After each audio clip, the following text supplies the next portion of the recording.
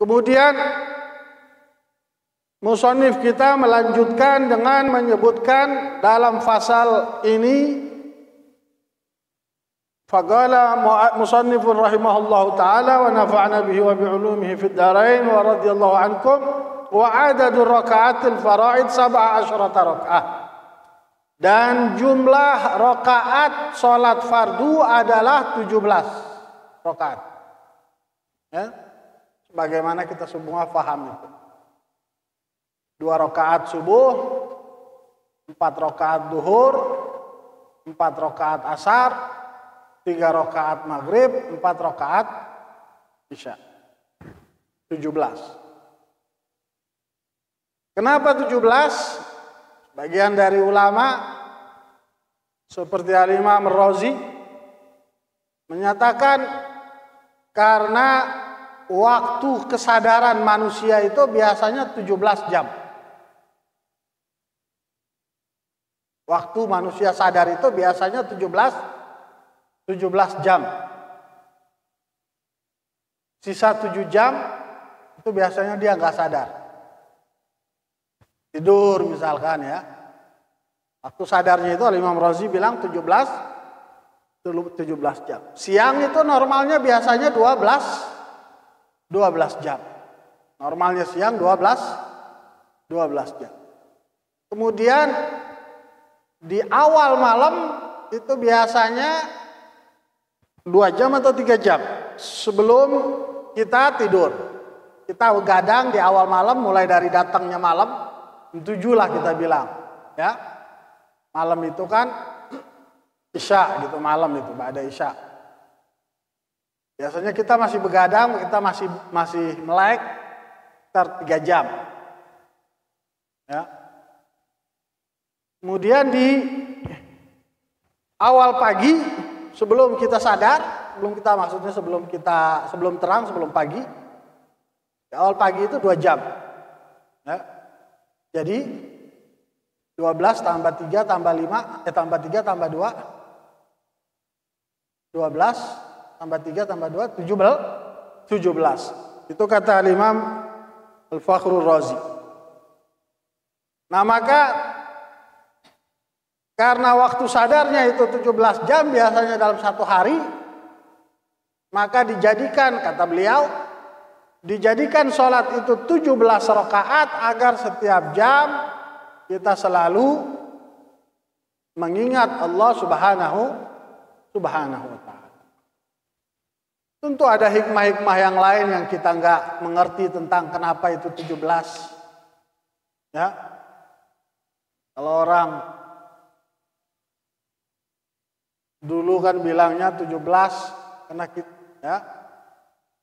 kita merdekanya tanggal 17 kan gitu. Ya. 17 Agustus. Ya. Walhasil bahwa hikmah dari 17 rakaat itu banyak yang tidak kita pahami, banyak yang tidak kita mengerti. Tentu ada para ulama menyebutkan hikmahnya seperti yang tadi. Ada juga pendapat-pendapat yang lain.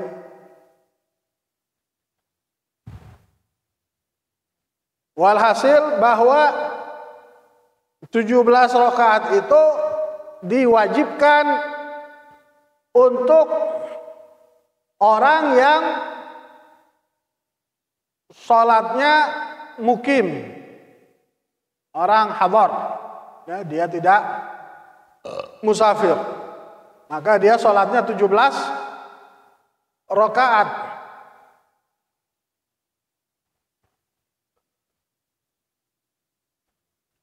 Dan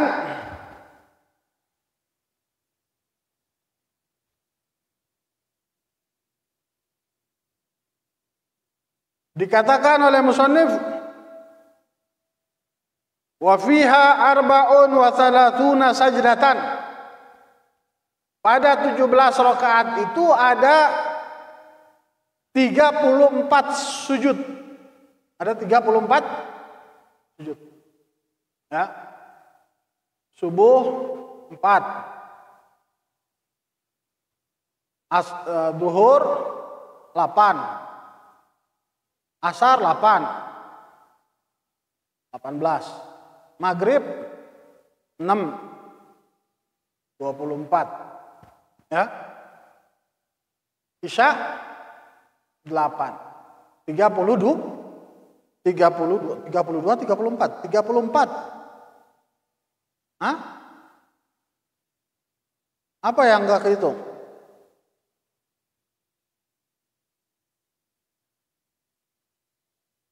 Hah? 34 ya? 8 tambah 8 tambah 8 berapa? 24. 24 tambah 10. 34 berapa? Wa arba'un wa tis'una takbiratan. Dalam 17 rakaat itu ada 92 takbir. 92 takbir. Takbiratul ihram dan tentu takbir intiqalat, takbir perpindahan ya. Dari berdiri ke ruku, dari i'tidal ke sujud, bangun dari sujud ke duduk dan seterusnya. Ada 94.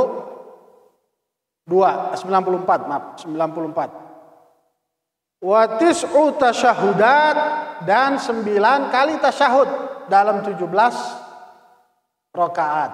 Subuh 1, zuhur 2, asar 2, maghrib 2, isya 2. 9. Wa asyru taslimat dan 10 kali salam. 10 kali salam. Ya. Karena 5 waktu ya. 5 kali 2 10. Karena di setiap sholat ada 2 kali salam. Ya, 2 kali salam kan? Hah? 2 kali apa sekali? 2 kali. Ya. Wa mi'atun wa thalathun wa khamsuna tasbihah dan 153 tasbih dalam 17 rakaat itu. 153 tasbih. Ya. Wa jumlatil arkan fi shalah mi'atun wa sittatun wa ishruna ruknan. Dan jumlah rukun dalam 17 rakaat itu ada 126 rukun. 126 rukun.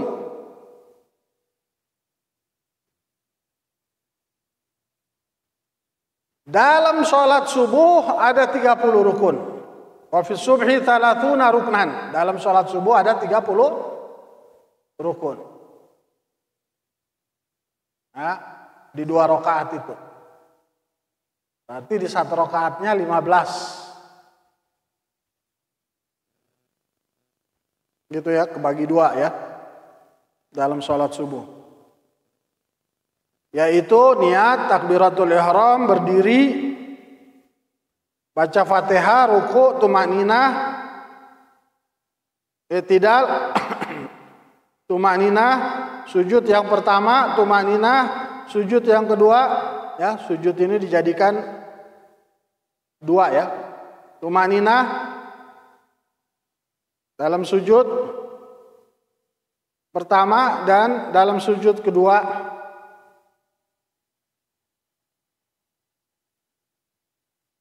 Duduk di antara 2 sujud.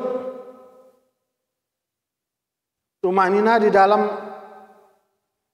duduk di antara 2 sujud. Sujud yang kedua,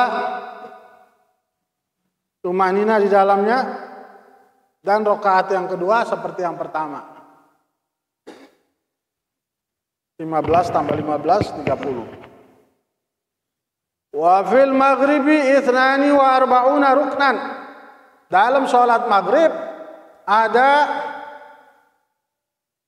42 rukun.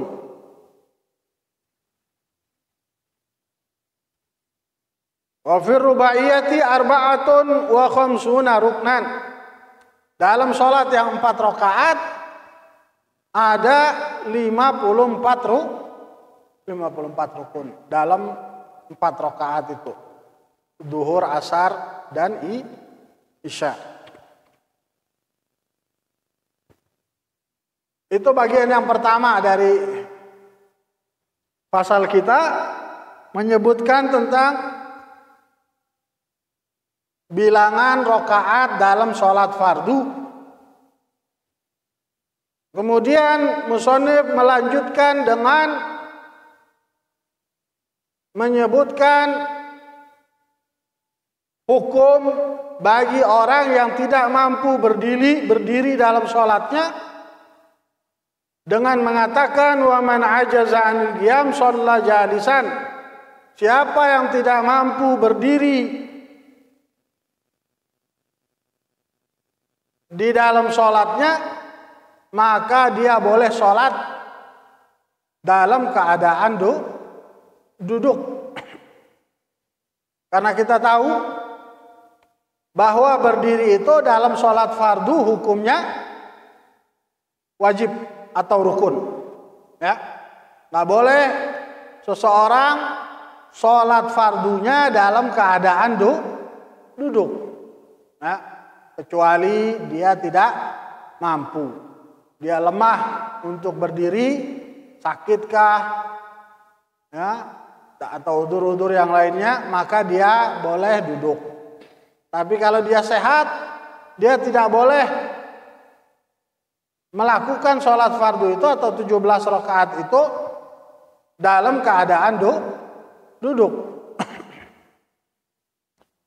Adapun sholat sunnah, walaupun kita sehat, boleh kita duduk. Ya, sebagaimana baginda Nabi Shallallahu Alaihi Wasallam bersabda dalam hadisnya, man ajaza anil qiyam shalla qa'idan. Siapa yang tidak mampu untuk berdiri, hendaknya dia duduk. Itu untuk sholat sunnah. Ya.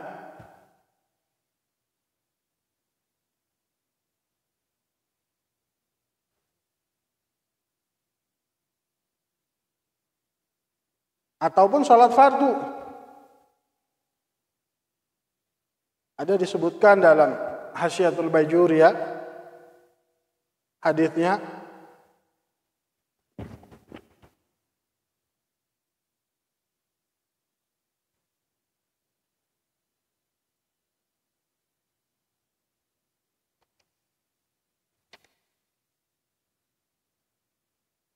baginda Nabi SAW bersabda, oh bukan, itu bukan tadi hadisnya, ada dalam matan kita juga ya. Man shalla qa'idan falahu nisfu ajrul qa'im, kata Nabi.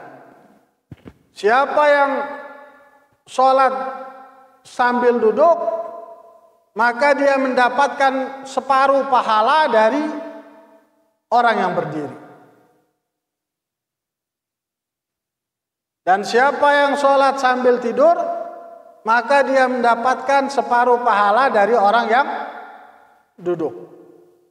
Maka hadis itu walaupun secara zahir membolehkan orang sholat sambil duduk atau sambil tidur, tapi hadis itu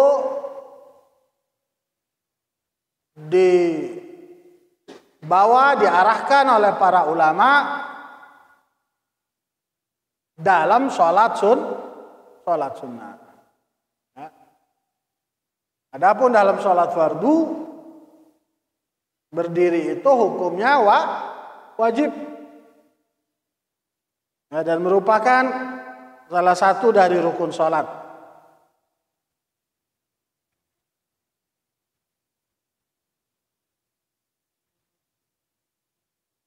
Dan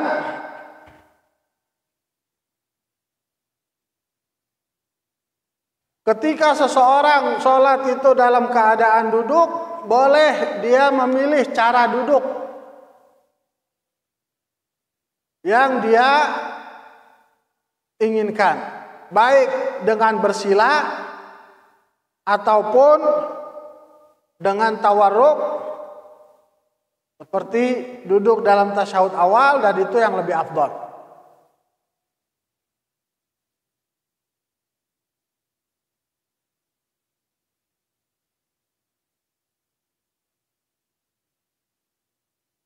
Dan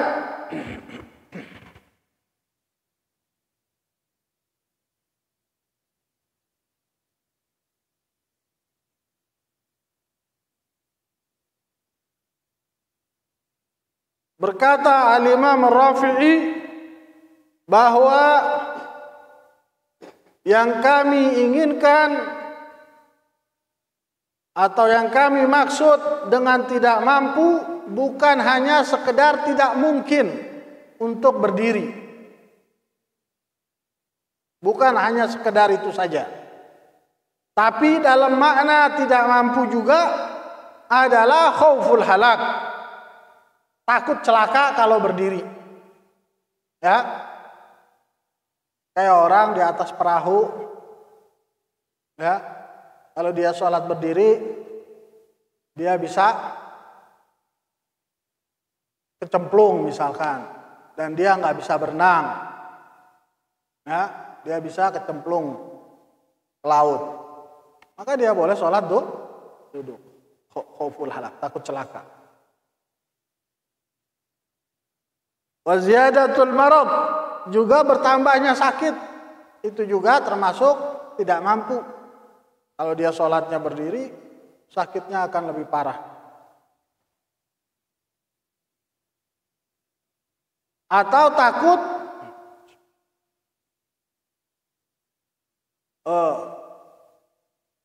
kesulitan yang sangat kuat, au daurani ras, atau pusing palanya, muter, daurani ras, ya, kepalanya itu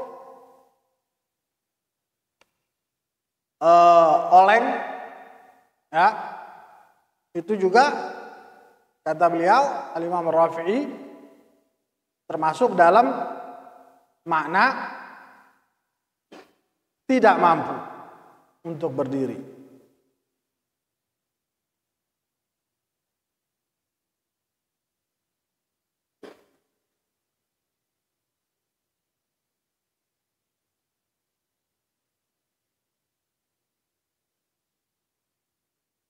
Dan Al-Imam Nawawi berkata dalam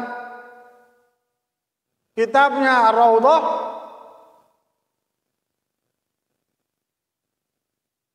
bahwa pendapat yang dipilih tentang ukuran ketidakmampuan itu adalah jika dia mendapatkan kesulitan yang membuat hilang khusyuknya dalam sholat, maka itu dianggap tidak mampu, boleh dia duduk.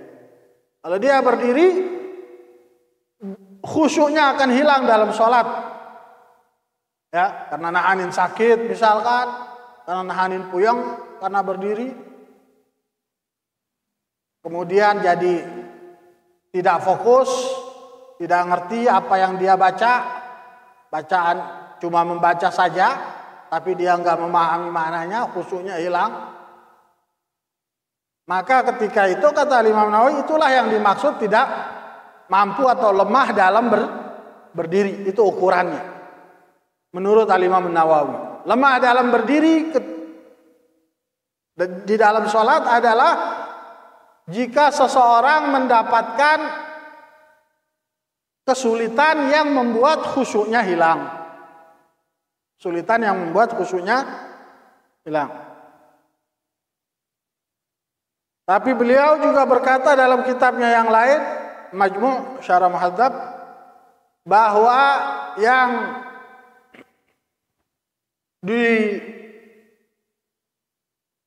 dinyatakan dalam mazhab adalah kebalikannya.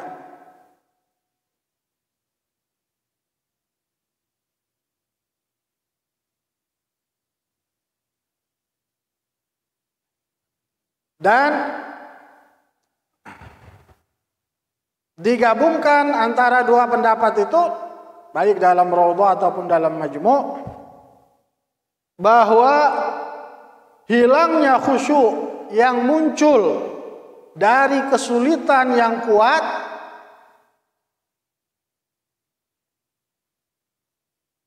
itulah yang dianggap tidak, atau yang termasuk tidak mampu dalam berdiri. Bagaimana sudah kita sebutkan tadi bahwa iftirash lebih tawarruk adalah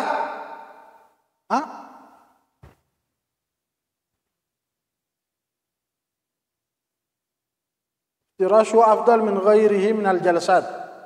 Iftirash yang paling afdal, ya, yaitu duduk seperti di rakaat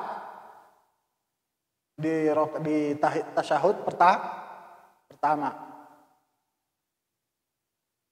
Itu yang paling afdal. Tapi kalau dia tidak mampu, boleh dia sila, tarabbu',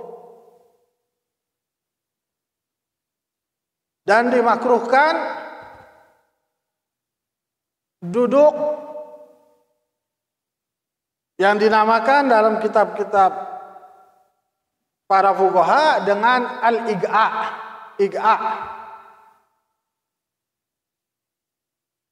Dimakruhkan dalam semua sholat. Apa itu ig'a?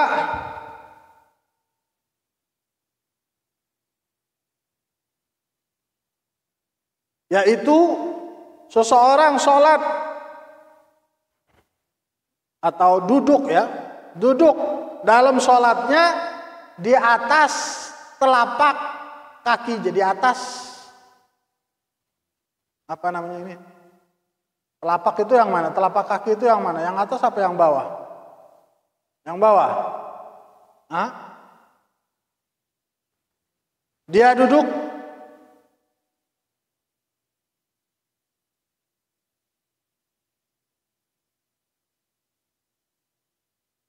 bi an yajlisal musalli ala warakaihi wa huma aslu fakhdaihi,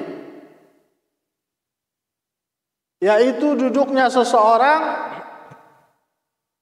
di atas kedua warak, yaitu pangkal pahanya, nasiban rukbataihi, dengan menegakkan lututnya.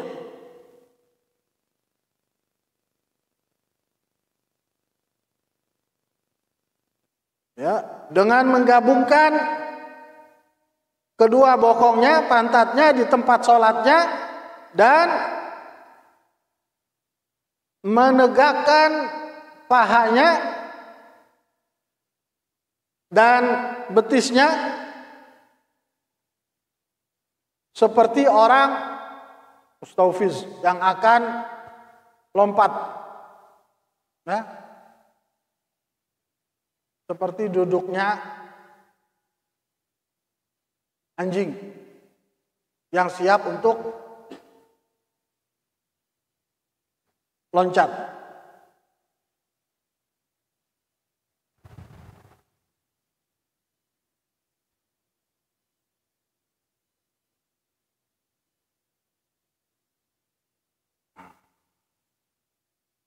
Kemudian siapa yang tidak mampu untuk duduk boleh melakukan sholat sambil tidur, dan tidurnya adalah di samping badan yang sebelah kanan sambil menghadapkan dadanya ke arah kiblat. Bagian badan yang sebelah kanan, di sisi kanan badan kita. Ya, itu yang dinamakan dengan ittija'. Kalau tidak mampu, maka baru dia istilqa, celentang. Ya. Ketika dia celentang, maka diangkat kepalanya sedikit agar menghadap kiblat. Ya. dengan kepalanya dan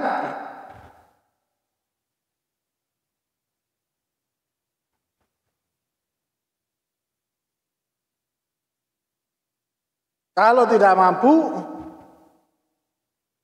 maka menghadap kepalanya dengan telapak kakinya. Dengan akhmasain. Akhmasain itu yang melengkung di bagian telapak kaki kita, yang ceguk, yang ada lubang, itu namanya akhmasain.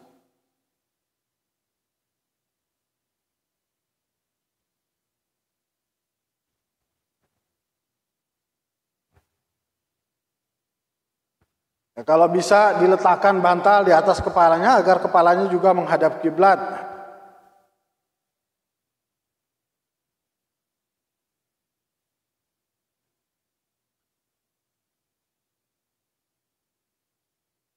Dan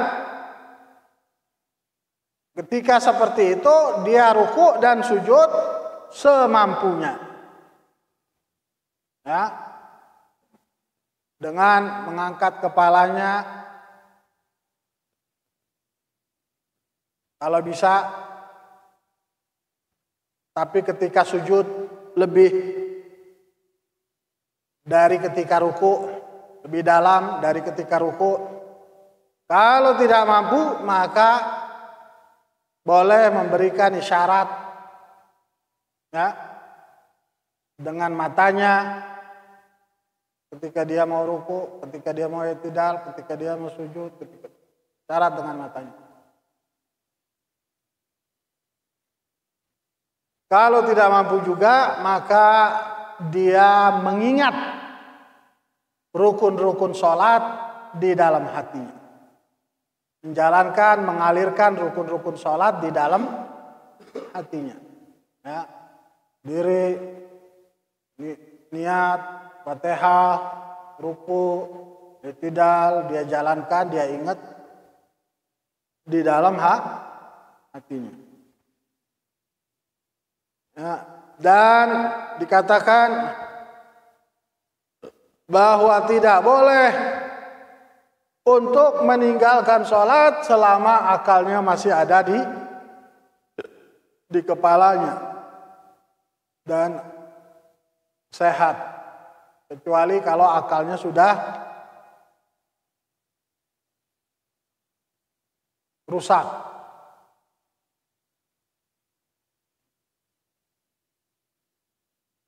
Disebutkan bahwa seseorang bertanya kepada Imam Izzuddin bin Abdussalam, Sultanul Ulama dari Mesir.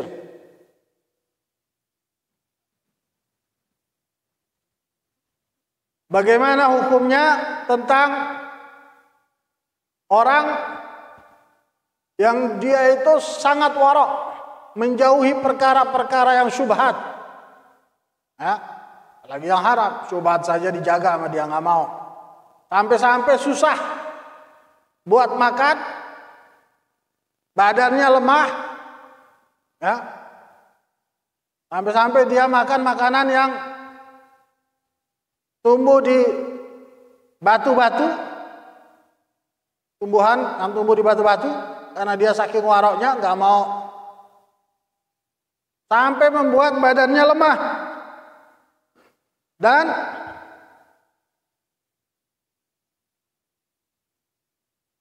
menjaga makannya hanya untuk menahan rasa laparnya saja.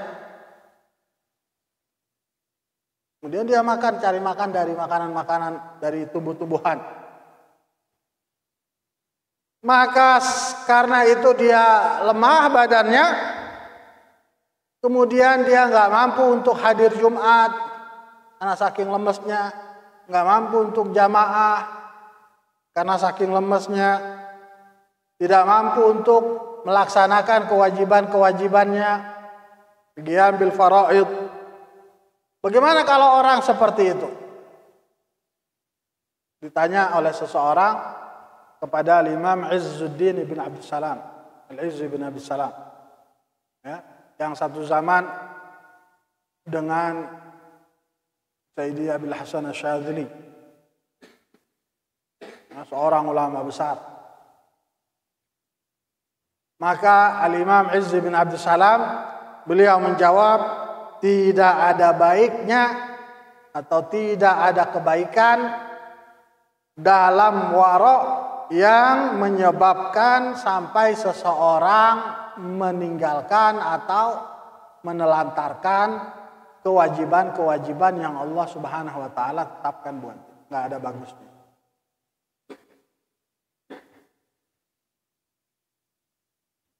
Itu